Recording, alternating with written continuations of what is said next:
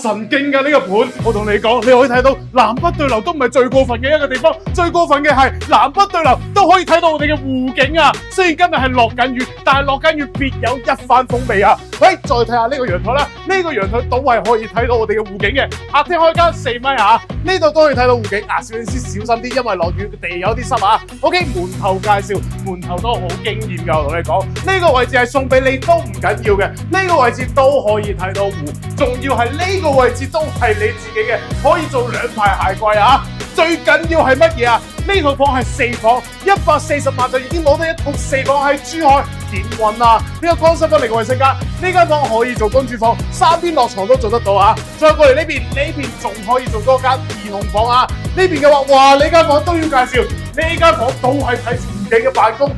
係咪好舒服先？再睇主人房啊！主人房，哇，套間嚟㗎，係間房都睇到湖景啊！喺珠海140萬攞嚟呢啲咁嘅湖景大盤，有興趣評論區 see it。